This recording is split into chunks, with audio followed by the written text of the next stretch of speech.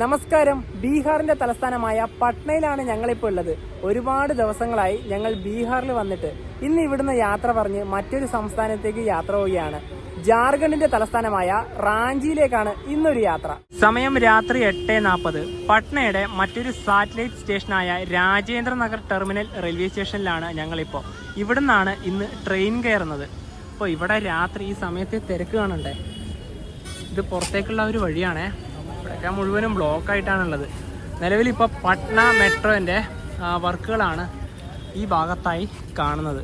കുറച്ച് വർഷങ്ങൾ കഴിഞ്ഞാൽ നമുക്ക് ഡയറക്റ്റ് ഇവിടത്തേക്ക് മെട്രോയിൽ വരാം. അതായത് പട്ന ജംഗ്ഷൻ റെയിൽവേ സ്റ്റേഷൻ്റെ ഭാഗത്തേക്കും മെട്രോ പോകുന്നുണ്ട്. ഗേറ്റ് നമ്പർ 4 ഇതുവഴിയാണ് ഞങ്ങൾ ഇനിയിപ്പോൾ അകത്തേക്ക് കയറുന്നത്. നമുക്ക് പോകാനുള്ള ട്രെയിനിലേക്ക് പ്ലാറ്റ്ഫോം ഏതാണെന്ന് അകത്ത് കയറിയതിന് ശേഷം നോക്കാം. പ്ലാറ്റ്ഫോം നമ്പർ 3 വന്നിരിക്കുകയാണ്. ഇവിടെയാണ് നമുക്ക് പോകാനുള്ള ട്രെയിൻ വരിക. അപ്പോൾ ഈ ട്രെയിൻ വരുന്നത് ബീഹാറിലെ ഇസ്ലാംപൂർ എന്ന സ്ഥലത്ത് നിന്നും ജാർഖണ്ഡിലെ റാഞ്ചിക്കടുത്തുള്ള ഹട്ടിയിലേക്ക് പോകുന്ന വണ്ടിയാണ്. ഇവിടെ 8:56 ആകുമ്പോഴാണ് വണ്ടി എത്തുക. ഞങ്ങൾ അതിൽ 3rd AC ആണ് ബുക്ക് ചെയ്തത്. ഇവിടത്തേക്കൊരു ട്രെയിനൊക്കെ കടന്നു വരികയാണ്.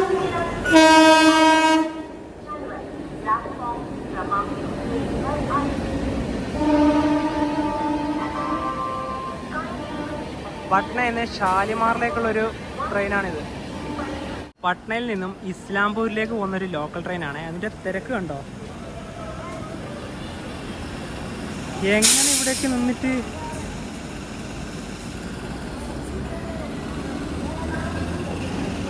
ഇവിടെ ഇതിലൊക്കെ നല്ല തിരക്കാണ്. ട്രെയിൻ നമ്പർ 186 23 പ്ലാറ്റ്ഫോം നമ്പർ 3 ഇതാ കടന്നു വരികയാണ്.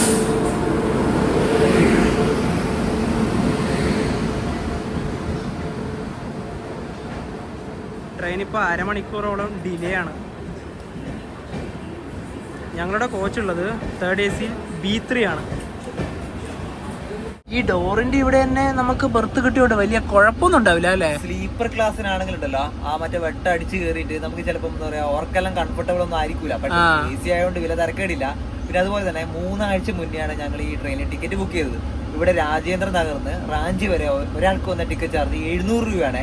പിന്നെ അതേപോലെ തന്നെ ഞങ്ങൾ ഇതുവരെയായിട്ട് ഫുഡൊന്നും കഴിച്ചിട്ടില്ല. സമയം 9:30 കഴിഞ്ഞല്ലോ. കാരണം ഈ റെയിൽവേ സ്റ്റേഷന്റെ പുറത്ത് ഒരുപാട് ധാബകളും കുഞ്ഞു കുഞ്ഞു റെസ്റ്റോറന്റ് ഒക്കെ ഉണ്ട്. പക്ഷെ അവിടുത്തെ ആ ഒരു വൃത്തിയാണ് എടുത്തു പറയേണ്ടത്. അത് കാണുമ്പോൾ ഞങ്ങൾക്ക് കഴിക്കാൻ തോന്നുന്നില്ല. അതുകൊണ്ട് ഞങ്ങൾ എന്ത് ചെയ്തു, ഓർഡർ ചെയ്തിട്ടുണ്ട് ഓൺലൈൻ വഴി. അത് അടുത്ത സ്റ്റേഷനായ പട്നയിലാവുമ്പോൾ നമ്മുടെ സീറ്റിന്റെ അടുത്തേക്ക് അവർ കൊണ്ടുതരും. ഇനിയിപ്പം പട്നയിൽ നിന്ന് ഞങ്ങൾക്ക് പുറത്തേക്കെല്ലാം ഇറങ്ങണമല്ലോ. ബാഗ് ഇവിടെ ലോക്ക് ചെയ്ത് വെക്കണം. അപ്പോൾ ഇവിടെ നിന്ന് ഓൾറെഡി ട്രെയിൻ എടുത്തു കേട്ടോ. പിന്നെ ഇവിടെ ഇതാ കമ്പിളി ഉണ്ട്, പില്ലോ ഉണ്ട്, നമുക്ക് പുതക്കാനുള്ള പുതപ്പും കാര്യങ്ങളൊക്കെ ഉണ്ട്. ഞങ്ങൾ ഓൺലൈൻ വഴി ഫുഡ് ബുക്ക് ചെയ്തത് സൊമാറ്റോ വഴിയാണ്. നമ്മുടെ ഫുഡ് ഇതാ വന്നിരിക്കുകയാണ്.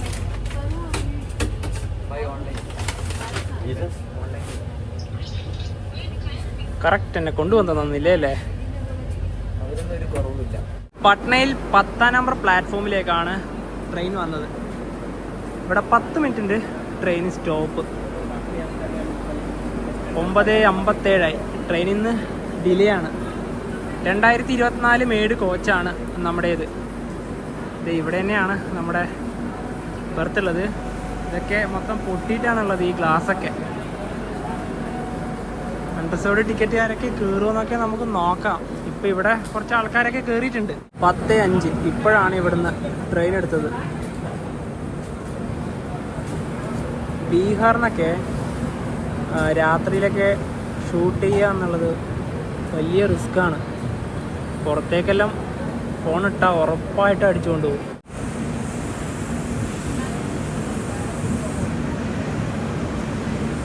ചെറിയൊരു വളവിലാണ് ഈ പ്ലാറ്റ്ഫോം. പട്ന ജംഗ്ഷൻ.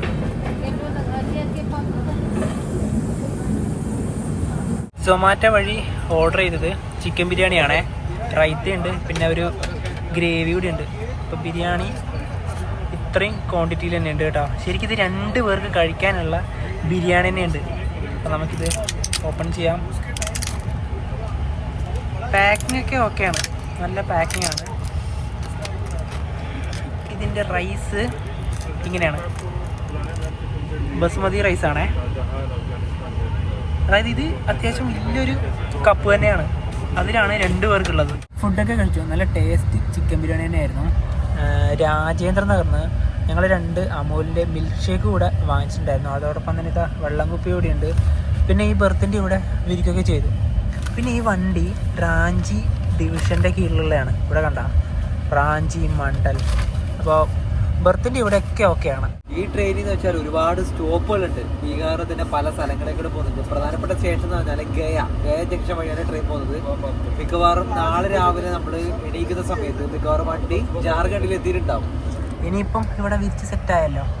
ഇനിയിപ്പോൾ നമുക്ക് നാളെ രാവിലെ മുതലുള്ള കാഴ്ചകൾ കാണാം. രാവിലെ 6 മണിയായേ ജാർഖണ്ഡിലേക്ക് ട്രെയിൻ കയറിയിരിക്കുകയാണ്.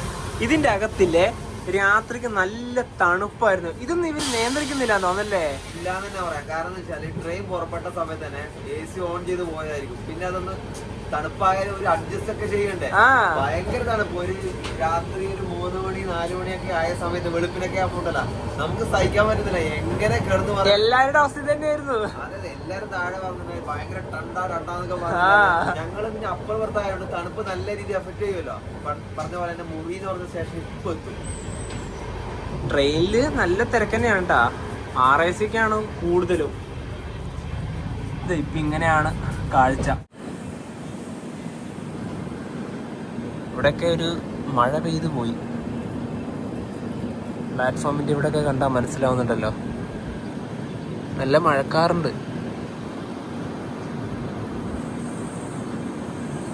അങ്ങനെ ജാർഖണ്ഡിലേക്ക് കയറി. ഈ ട്രെയിനിൻ്റെ അകത്ത് തന്നെ പല്ലൊക്കെ തേച്ച് നമുക്ക് സെറ്റാവാം. പിന്നെ ഇതിൻ്റെ അകത്തെ ടോയ്ലറ്റൊക്കെ നല്ല വൃത്തിയുള്ള ടോയ്ലറ്റുകളാണ്. പിന്നെ ഈ ഭാഗമായാലും എല്ലാം അടിപൊളിയാണ്. നല്ല വൃത്തിയുള്ള ട്രെയിൻ അല്ലേ? അല്ല, എടുത്തു പറയേണ്ട സമയത്ത് ഇപ്പം റിസർവേഷനായിട്ടുള്ള കോച്ചാണല്ലോ, AC കോച്ചായതുകൊണ്ടും അത്യാവശ്യം നല്ല വൃത്തിയുണ്ട്. നമ്മൾ ഈ യാത്ര ചെയ്യുന്ന 3rd AC B3 കോച്ച് ഉണ്ടാക്കിയത് എവിടുന്നാണെന്ന് അറിയോ? ഇന്റഗ്രൽ കോച്ച് ഫാക്ടറി ചെന്നൈയിൽ നിന്നാണ്. 2024 സെപ്റ്റംബറിലാണ് ഈ കോച്ച് നിർമ്മിച്ചത്. ട്രെയിൻ കടന്നു പോകുന്ന റൂട്ടുകൾ ഇങ്ങനെയാണ്. നമ്മുടെ ധൻബാദ് ആലപ്പുഴ എക്സ്പ്രസ് ഇല്ലേ, അത് ധൻബാദിൽ നിന്ന് റാഞ്ചിയിലേക്കൊക്കെ വരുന്ന ആ റൂട്ട് ഇത് തന്നെയാണ്. നല്ല വളവാണ്.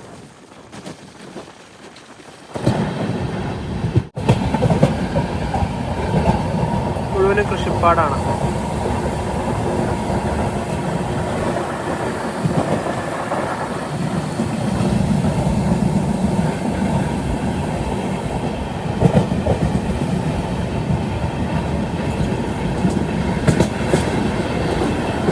ഒരു സ്റ്റേഷൻ സ്കിപ്പ് ചെയ്യാണ്, ഗംഗാഘാട്ട്.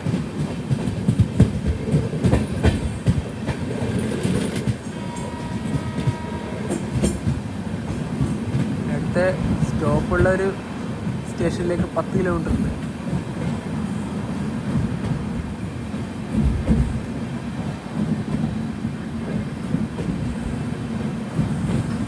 ഇവിടേക്കൊക്കെ വരുമ്പം നല്ല കാലാവസ്ഥയായി.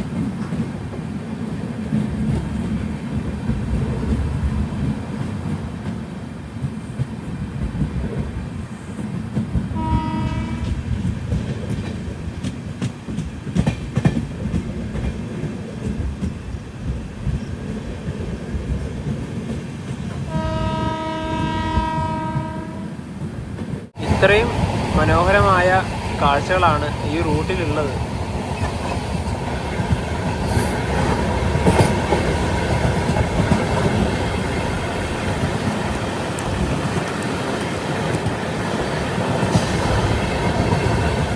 മുൻഭാഗത്തേക്ക് പലതും വ്യക്തമാവുന്നില്ല, ഒരു മൂടി നിൽക്കുക.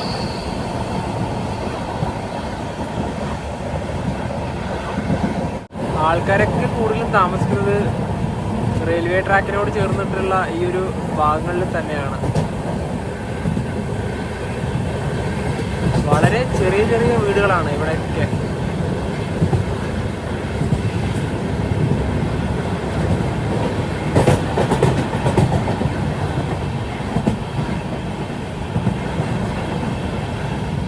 കെട്ടിടങ്ങളൊക്കെ കണ്ടല്ല,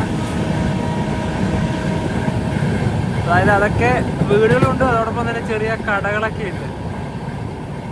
പലതും തേച്ചിട്ടൊന്നുമില്ല.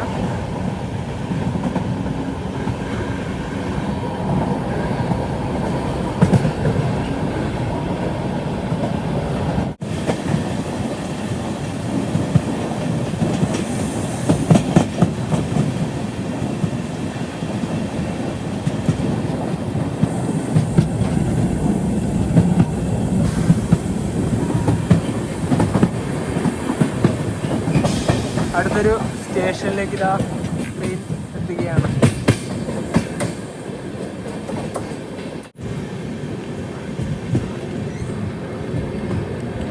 ട്രെയിൻ ഇവിടെയൊക്കെ 1 മിനിറ്റാണ് സ്റ്റോപ്പ് ഉള്ളത്. പിന്നെ ഇവിടെ കൂടുതലും ഗുഡ്സ് ട്രെയിനുകൾ വരാനുള്ള കാരണം ഇപ്പം നമ്മളിപ്പോൾ വന്ന റൂട്ടിൽ തന്നെയാണ് ബൊക്കാറോ ഉള്ളത്. അവിടേക്കാണ് സ്റ്റീലിൻ്റെ പ്രൊഡക്ഷനൊക്കെ. അപ്പോൾ അതുകൊണ്ടും അതുപോലെ തന്നെ കോർബ ഭാഗത്ത് പോയിട്ടുണ്ടെങ്കിൽ ഏറ്റവും കൂടുതലുള്ളത് നമ്മുടെ കൽക്കരിയാണ്. കൽക്കരി തന്നെയാണ് കൂടുതൽ, അതായത് കോർബയിലുണ്ട്, അതുപോലെ തന്നെ നമ്മുടെ ധൻബാദിലൊക്കെ ഉണ്ടല്ലോ.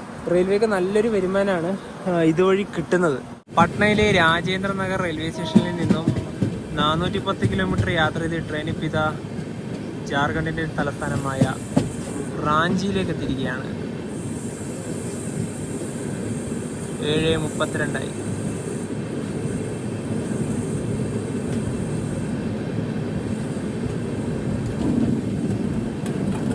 റാഞ്ചി റെയിൽവേ സ്റ്റേഷൻ്റെ 1-ാം നമ്പർ പ്ലാറ്റ്ഫോം ഇതാണ്.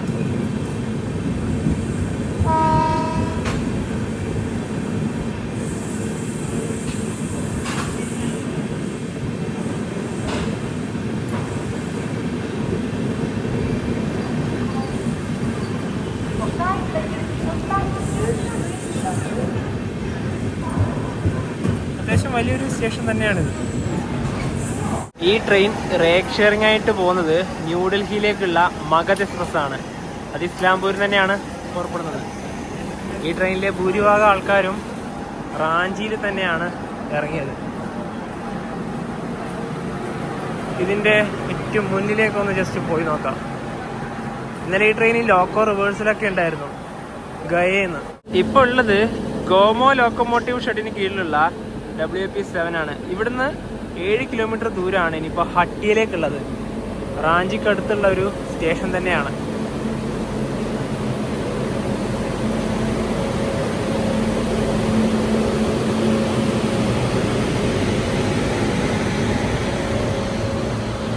അതുപോലെ ഹട്ടിയിൽ നിന്ന് നമ്മുടെ നാട്ടിലേക്കൊരു വണ്ടിയുണ്ട്, ദാർദി ആബ AC എക്സ്പ്രസ്. അത് അവിടെ നിന്നാണ് പുറപ്പെടുക, റാഞ്ചി ജംഗ്ഷൻ.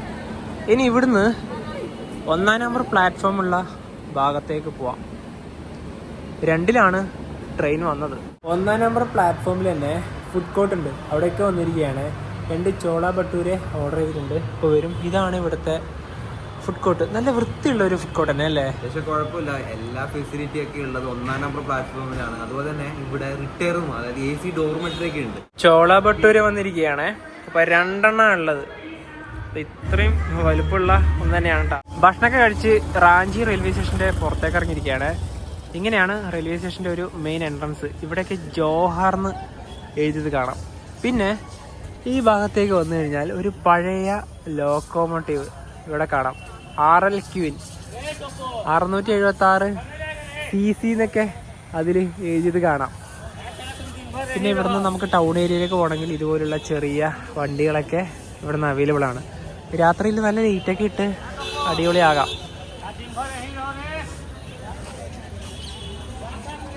സ്റ്റേഷൻ്റെ മുൻഭാഗം വഴി തന്നെ റോഡുകളൊക്കെ കടന്നു വന്നിട്ടുണ്ട്. പിന്നെ നമുക്ക് ഈ ഭാഗത്തേക്കൊക്കെ വരാം കേട്ടോ, അതൊക്കെ അടിപൊളിയാണ്. പട്ന റെയിൽവേ സ്റ്റേഷൻ്റെ മുൻഭാഗവും ഈ റാഞ്ചി റെയിൽവേ സ്റ്റേഷൻ്റെ മുൻഭാഗവും ജസ്റ്റ് ഒന്ന് കമ്പയർ ചെയ്താൽ മതി. ഇവിടെ ഇനി എത്രയോ ബെറ്ററാണ്. ഫുഡ് ട്രാക്കൊക്കെ ഈ ഭാഗത്തായിരുന്നു വന്നത്. പാർക്കിങ്ങിനെല്ലാം നല്ല സ്പേസ് ഉണ്ട് ഇവിടെ. കുറച്ച് ദൂരം നടക്കാം, അത് കഴിഞ്ഞ് വേണമെങ്കിൽ ഇതുപോലെയുള്ള വണ്ടികളാക്കി പോവാം. ഇവിടെ ഒരുപാട് കാര്യങ്ങൾ കാണാനൊക്കെ ഉണ്ട്. ഒരു ലേക്കൊക്കെ ഉണ്ട്. നമുക്ക് ആദ്യം ആ ഭാഗത്തേക്ക് പോവാം. നല്ല റോഡുകളൊക്കെ തന്നെയാണ് ഇവിടെ. ജാർഖണ്ഡിൻ്റെ രജിസ്ട്രേഷൻ JH ആണ് വരുന്നത്. റാഞ്ചിയിൽ JH1 ആണ്. ഇവിടെയൊക്കെ ഒരുപാട് ഹോട്ടലുകളൊക്കെ ഉണ്ട്. റൂംസിനൊന്നും ഒരു പ്രശ്നവുമില്ല. റെയിൽവേ സ്റ്റേഷൻ ഒരു 500 മീറ്റർ മാറിയിട്ടുള്ള ഒരു ഭാഗമാണിത്. തൊട്ട് മുന്നിലായി ഒരു പാലമൊക്കെ കാണാം. മുന്നിലുള്ള ഈ ചേട്ടൻ കൊണ്ടുപോകുന്നത് ഫ്രൂട്ട്സുകളാണ്. ആപ്പിള്, പഴം, അങ്ങനെ എല്ലാം ഉണ്ട്.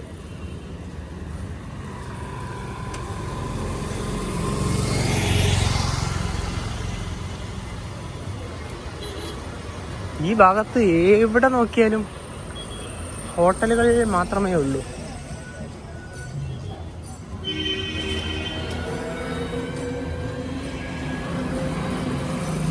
പിന്നെ ഈ ഭാഗത്തെല്ലാം ചെറിയ ചെറിയ കടകളൊക്കെ ഉണ്ട്.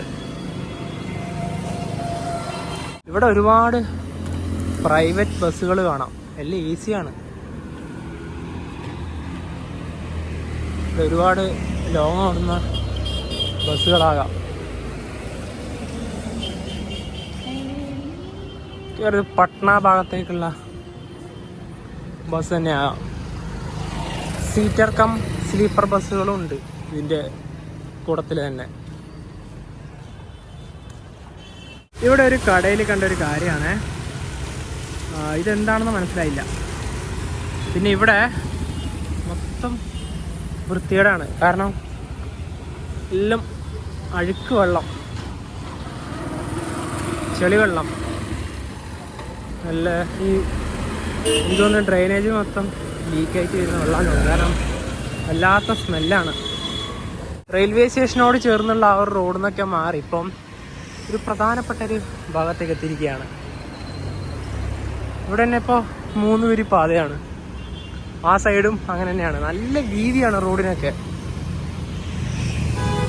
പക്ഷേ കടകളൊന്നും അധികം ഓപ്പൺ ആയിട്ടില്ല.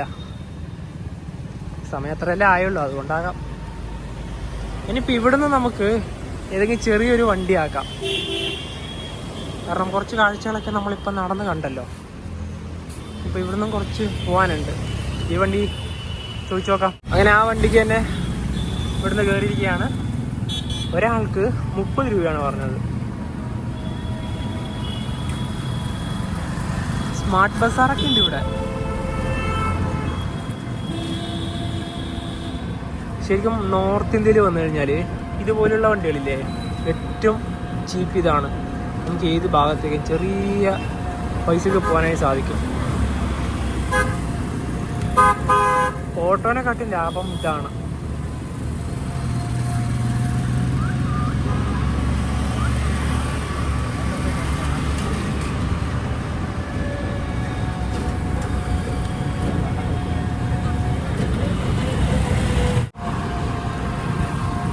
ഞാൻ ശ്രദ്ധിക്കുന്നത് ഇവിടുത്തെ കടകൾ തന്നെയാണ്, ഒന്നും തന്നെ ഓപ്പൺ ആയിട്ടില്ല. പിന്നെ ഇപ്പോൾ ചെറിയ തോതിൽ മഴയുണ്ട്. ഈ കാണുന്ന സൈക്കിൾ കൃഷിയില്ലേ, ഞങ്ങൾ 2-3 ആൾക്കാരോട് ചോദിച്ചു, അവരൊന്നും പോകുന്നില്ല. അതിലാണെങ്കിൽ നല്ലൊരു എക്സ്പീരിയൻസ് കിട്ടിയാനെ.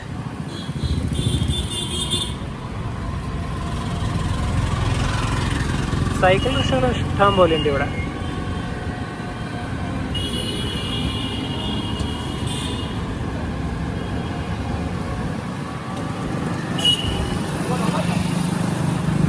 ഇപ്പോൾ ഇടുങ്ങിയ ഒരു വഴിയാണ് പോകുന്നത്.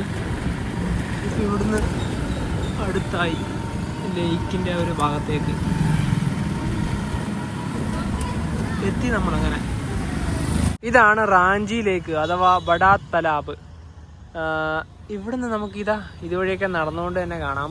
പിന്നെ അങ്ങ് അവിടെ പോയാൽ അതുവഴി എൻട്രി ഉണ്ടോയെന്ന് അറിയില്ല. ഇതാ ഇങ്ങനെ നേരെ വന്ന് അങ്ങ് അവിടെ ഒരു സ്റ്റാച്ചു കാണുന്നില്ല, അവിടം വരെ പോകാം.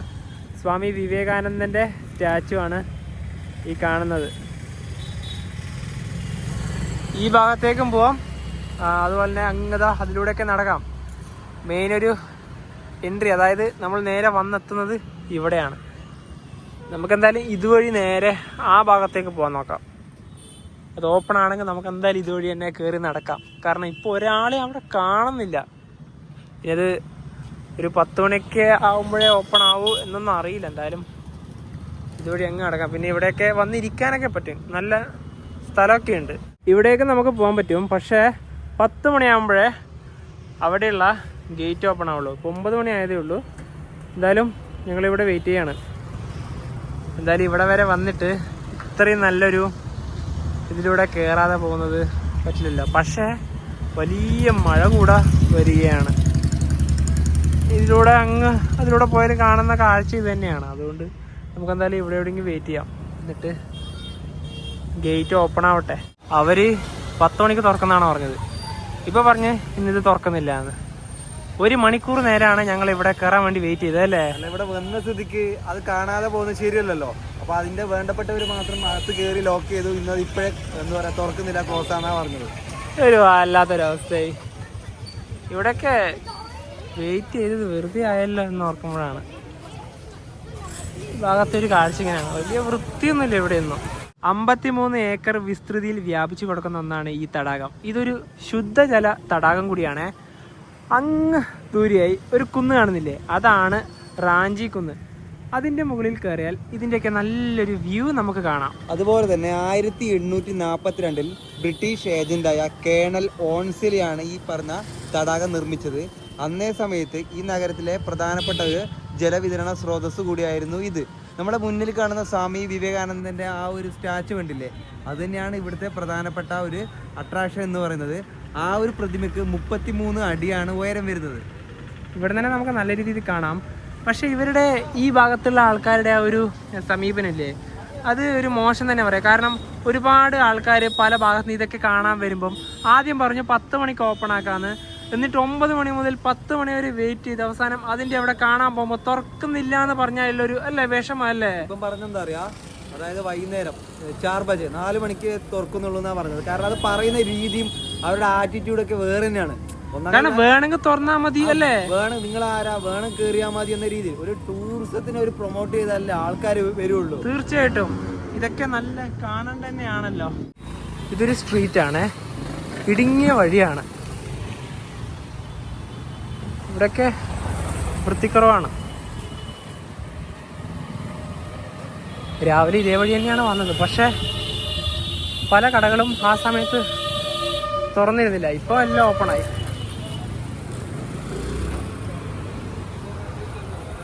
സൈക്കിൾ റിക്ഷയിൽ നമുക്കിനി ഒരു യാത്ര പോവാം.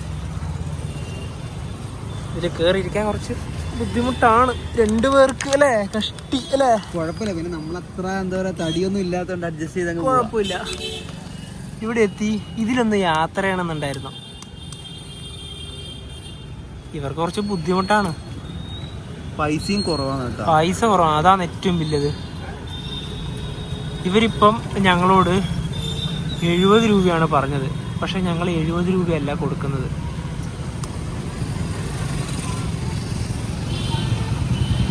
കാരണം 70 രൂപയൊന്നും ഒന്നുമില്ലല്ലോ.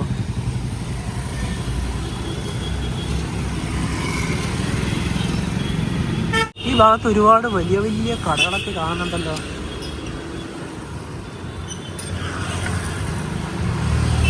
കുറച്ച് മെയിൻ ഏരിയ തന്നെയാണ് ഇത്.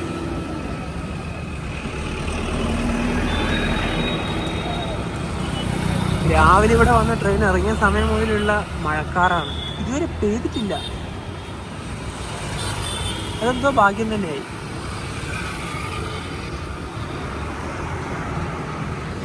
ഇതിൽ കണ്ട ഈ തലയൊക്കെ ഇത്രയേ ഉള്ളൂ, പക്ഷെ ഒരു വെറൈറ്റി എക്സ്പീരിയൻസ് ആണ്. കാരണം നമ്മൾ ഈ നാട്ടിലേക്ക് വന്നു കഴിഞ്ഞാൽ എല്ലാ തരത്തിലുള്ള ട്രാൻസ്പോർട്ടിലും നമ്മൾ യാത്ര ചെയ്യണം. ബസ്സിൽ, ഓട്ടോയിൽ,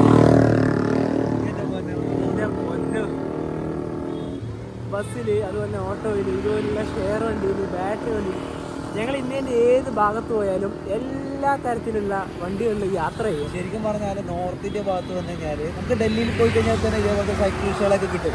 ചെറിയ പൈസ ആയാലും. പിന്നെ ഡൽഹിയിലൊക്കെ പോയി കഴിഞ്ഞാൽ ചിലപ്പോൾ പറ്റിക്കപ്പെടാനും സാധ്യതയുണ്ട്.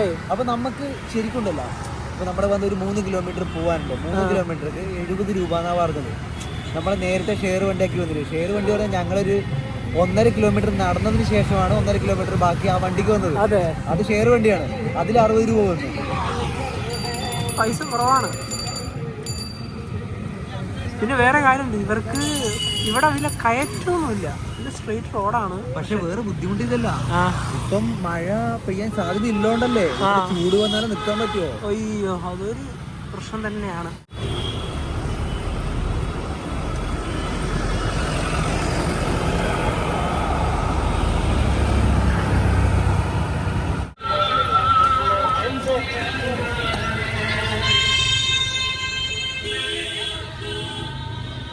ഇത് നേരെ റെയിൽവേ സ്റ്റേഷൻ റോഡാണ്.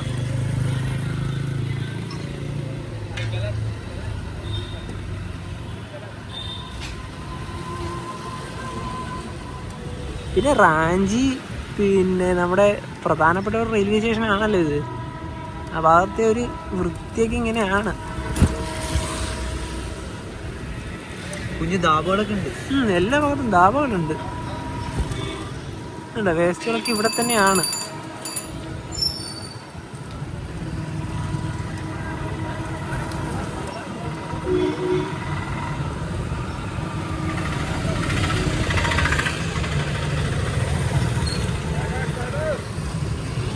ഒരു ബസ് സ്റ്റാൻഡാണത്, റെയിൽവേ സ്റ്റേഷൻ തൊട്ടടുത്ത് തന്നെയാണത്. ബൈക്കിന്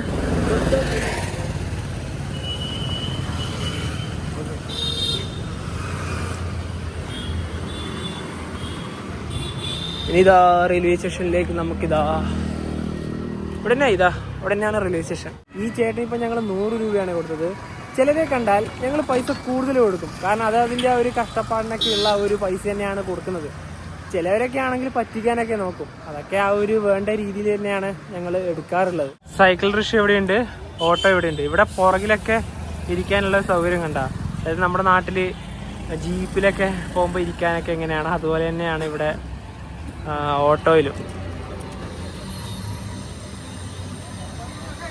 മുന്നിൽ തന്നെ അതിൻ്റെയൊക്കെ 3-4 ആൾക്കാർക്ക് സുഖമായിട്ട് ഇരിക്കാം.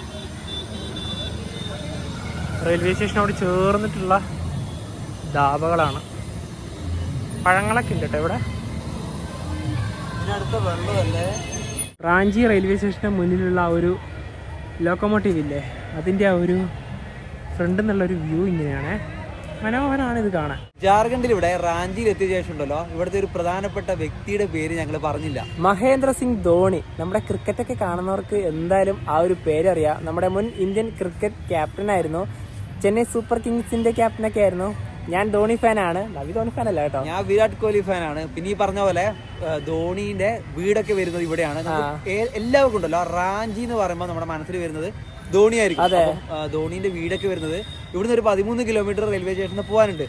മനു, അത് സാധാരണ ഒരു വീടല്ല, ഈ ഒരു വലിയൊരു ഫാം ഹൗസ് ആണ്. അതായത് അവിടെ പോയിട്ടും പ്രത്യേകിച്ച് നമുക്ക് വലിയ പ്രയോജനമൊന്നുമില്ല, കാരണം അവിടെ ഗേറ്റ് ഒക്കെ അടച്ചിട്ട് ധോണിനെ നമുക്ക് കാണാനൊന്നും പറ്റില്ല. പക്ഷെ ധോണി ഏതെങ്കിലും സമയത്ത് പുറത്തേക്ക് വണ്ടിയൊക്കെ എടുത്ത് പോകുന്ന സമയമാണെങ്കിൽ ഭാഗ്യം ഉണ്ടെങ്കിൽ കാണാൻ പറ്റും. സംഭവം എന്ന് വെച്ചാൽ മനു, ധോണി ഉണ്ടല്ലോ ഈ റാഞ്ചി സിറ്റിയിലെ കൂടെ മറ്റേ ബൈക്കൊക്കെ എടുത്ത് പോകാറുണ്ട്. എപ്പോഴും പോകാറുണ്ട്, ഒരുപാട് ബൈക്കുകളുണ്ട്. അതെന്ന് വെച്ചാല് എപ്പോഴാണ് ആ മെയിൻ ഗേറ്റ് തുറന്നിട്ട് ധോണി പുറത്തേക്ക് വരുന്നത് നമുക്ക് പറയാൻ പറ്റൂല. വെറുതെ പോയിട്ട് ആ ഗേറ്റ് കാണാൻ പോയിട്ട് ഒരു കാര്യമില്ലല്ലോ. തീർച്ചയായിട്ടും. അപ്പൊ എന്താ പറയാ, ഈ ഒരു റാഞ്ചി എന്നുള്ള ഒരു കാഴ്ചകൾ എല്ലാവർക്കും ഇഷ്ടപ്പെടുന്നതായിരിക്കുന്നു. ഇനിയിപ്പോൾ ഞങ്ങൾ നേരെ പോകുന്നത് രാജ്യ തലസ്ഥാനമായ ഡൽഹിയിലേക്കാണ്. ഗരീബ് രഥ് എക്സ്പ്രസിനാണ് ഇന്നൊരു യാത്ര. ഞങ്ങൾ ഗരീബ് രഥ് എക്സ്പ്രസിന് യാത്ര ചെയ്യാറുള്ളത് വളരെയധികം കുറവാണ് കേട്ടോ. എനിക്ക് തോന്നുന്നത് രണ്ടാമത്തെ ഗരീബ് രഥ് എക്സ്പ്രസ് യാത്രയാണ് തോന്നല്ലേ. ഞങ്ങൾ കുറവാണ്, കൂടുതലും ഒരു തവണ പോയത് നമ്മുടെ ലോക്മാന്യത്തിൽ. അതെ, അതിനാണ് പോയിട്ടുള്ളത്. അപ്പോൾ എന്താ പറയാ, അതിന്റെ കാഴ്ചകളാണ് അടുത്ത ദിവസം കാണാൻ വേണ്ടി പോകുന്നത്. അപ്പോൾ ഈ ഒരു വീഡിയോ ഇഷ്ടപ്പെടുന്നതായിരിക്കും. അപ്പോൾ നമുക്ക് മറ്റേ വീഡിയോ ബൈ ബൈ.